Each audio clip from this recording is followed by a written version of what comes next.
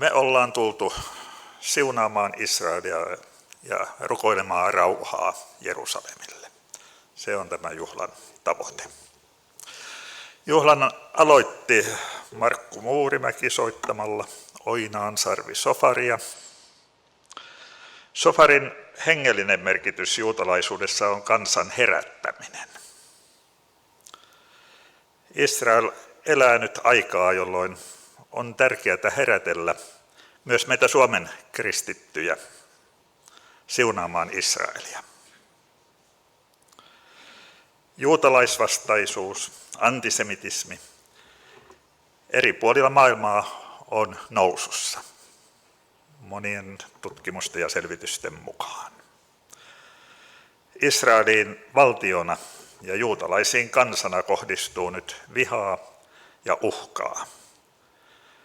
Myös Suomen ja suomalaisten asenteita koetellaan. Sitä perinteistä sympatiaa, jota Israelin ja Suomen kansojen välillä on ollut, halutaan nyt rikkoa. Hyvät ystävät, 14.5.1948 David Ben-Gurion luki Tel Avivissa Israelin itsenäisyysjulistuksen, tai virallisemmin julistuksen Israelin valtion perustamisesta. Tämä julistus kuuluu näin. Israelin maassa sai alkunsa juutalainen kansa. Tässä maassa muotoutui sen henkinen, uskonnollinen ja kansallinen luonne. Täällä se asui riippumattomana ja itsenäisenä. Täällä se loi kansallisesti ja universaalisesti merkittävän kulttuurin ja antoi maailmalle ikuisen kirjojen kirjan. Väkivalloin maasta karkoitettu juutalainen kansa säilytti kaikesta huolimatta uskon maahansa kaikissa maissa, joihin se oli hajaantunut, pysyen lujana rukouksessaan ja toivossaan saada palata siihen maahan ja elvyttää siellä poliittinen vapautensa. Tämän historian ja perinteen innoittamana jokainen juutalaissukupolvi pyrkii uudistamaan yhteyden ikivanhaan kotimaahansa, ja viime polvien aikana juutalaiset ovat palanneet valtavina joukkoina takaisin kotiin. Vanhat raivaajat ja maanpuolustajat sekä saartoa uhmaavat uudet siirtolaiset saivat autiomaan kukoistamaan, elvyttivät hebrean kielen ja rakensivat kyliä ja kaupunkeja. He perustivat vireän yhteisön, jolla on itsenäinen talouselämä ja kulttuuri, joka pyrkii rauhaan, mutta kykeni myös puolustautumaan, ja toi edistyksen siunauksen maan kaikille asukkaille, jotka omistautuivat riippumattomuuden ja itsenäisyyden saavuttamiselle. Vuonna 1897 kokoontui ensimmäinen sionistikongressi, koolle kutsujana Theodor Herzl, juutalaisvaltioajatuksen henkinen isä. Kongressi puolusti julkisesti juutalaisen kansan oikeutta oman maansa jälleenrakentamiseen.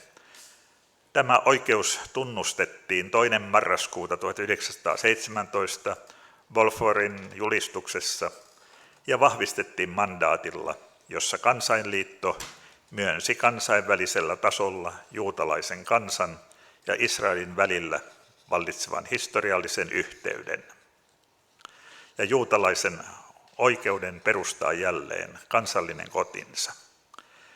Vainot, jotka tuhosivat meidän aikanamme Euroopassa miljoonia juutalaisia, todistavat jälleen kiistattomasti pakottavan tarpeen ratkaista juutalaisten kodittomuuden ongelma ja heidän riippuvuutensa juutalaisvaltion uudelleen perustamisesta Israelin maahan, mikä avaisi jokaiselle juutalaiselle pääsyn kotimaahan ja soisi juutalaiselle kansalle kansakunnan arvon oikeuksiltaan tasavertaisena kansojen perheenjäsenenä.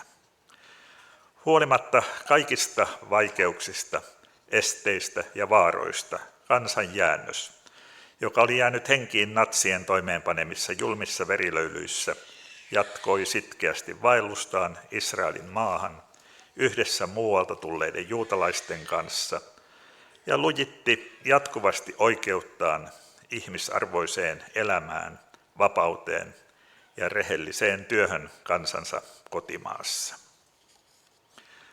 Toisen maailmansodan aikana Israelissa asuva juutalaisyhteisö antoi täyden panoksensa kansojen taisteluun vapauden ja rauhan puolesta natsien pahoja voimia vastaan. Sen sodassa tekemät ponnistukset ja sen sotilaiden kaatuessa antama uhri vahvistivat sille oikeuden kuulua Yhdistyneiden kansakuntien perustajajäseniin. Marraskuun 29. päivänä 1947 Yhdistyneiden kansakuntien yleiskokous hyväksyi päätöslauselman juutalaisen valtion perustamisesta Israelin maahan ja edellytti sen asukkaiden ryhtyvän itse omalta osaltaan kaikkiin päätöslauselman toteuttamisen vaatimiin toimenpiteisiin. Tämä juutalaisen kansan oikeus perustaa oma valtionsa, minkä YK näin tunnusti, on peruuttamaton. Juutalaisen kansan, kuten minkä tahansa muunkin kansan, luonnollinen oikeus on päättää itse kohtalostaan itsenäisessä valtiossaan. Tämän johdosta me, Israelin maassa asuvaa juutalaista kansaa ja sionistiliikettä edustavan kansallisen neuvoston jäsenet, olemme kokoontuneet brittiläisen mandaatin päättymispäivänä ja luonnollisten ja historiallisten oikeuksiemme ja Yhdistyneiden kansakuntien yleiskokouksen päätöslauselman nojalla julistamme täten Israelin maahan perustetuksi juutalaisvaltion, Israelin valtion.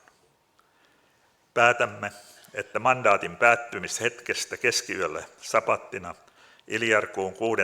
päivänä 5708, toukokuun 15. päivänä 1948, siihen saakka kunnes valtion johtoelimet on asianmukaisesti valittu perustuslain nojalla, jonka perustuslakia säätävän kansalliskokouksen tulee hyväksyä lokakuun 1.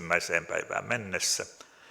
Kansallinen neuvosto toimii väliaikaisena kansanedustajistona ja sen toimeenpaneva elin, kansallinen hallitus, juutalaisvaltion väliaikaisena hallituksena. Tuon valtion nimi on Israel. Israelin valtio on avoin juutalaisille pakolaisille ja hajaannuksesta kokoontuville. Se omistautuu maan kehittämiseen sen kaikkien asukkaiden parhaaksi. Sen perustana ovat vapaus, oikeus ja rauha, sellaisena kuin Israelin profeetat ovat ne nähneet. Siellä vallitsee täydellinen sosiaalinen ja poliittinen tasa-arvo kaikkien kansalaisten kesken uskontoon, rotuun tai sukupuoleen katsomatta. Se takaa uskon, oman tunnon, kielen, kasvatuksen ja kulttuurin vapauden. Se suojelee kaikkien uskontojen pyhiä paikkoja. Se noudattaa Yhdistyneiden kansakuntien peruskirjan periaatteita.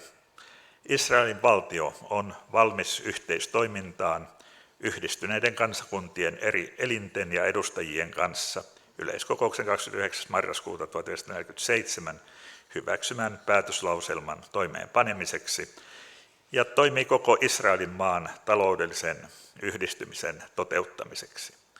Vetoamme Yhdistyneisiin kansakuntiin, jotta juutalainen kansa saisi apua rakentaessaan valtiotaan ja jotta se hyväksyttäisiin kansojen perheenjäseneksi.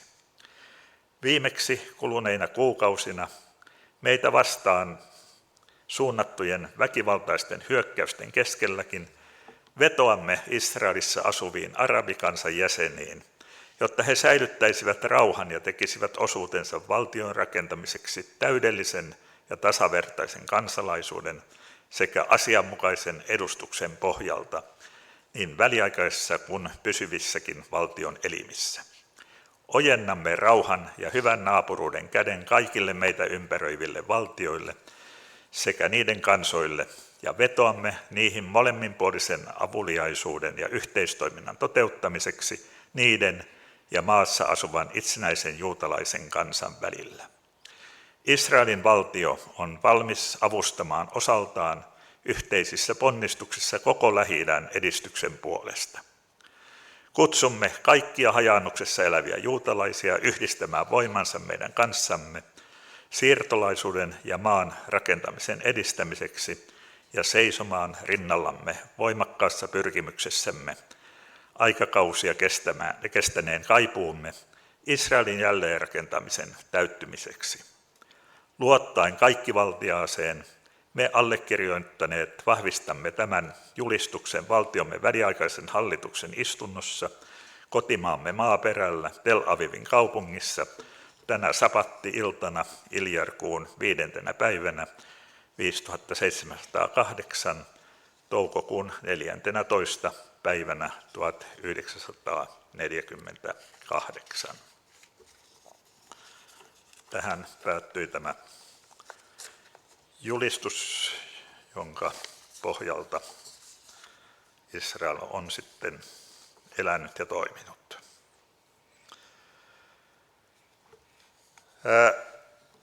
Seuraavana päivänä, 15. päivä toukokuuta, Israelia ympäröivät arabivaltiot hyökkäsivät Israeliin ja alkoi Israelin itsenäisyyssota, jonka Israel sitten voitti. Ja me kaikki tiedämme, mitä sen jälkeen sitten on tapahtunut. Hyvät ystävät,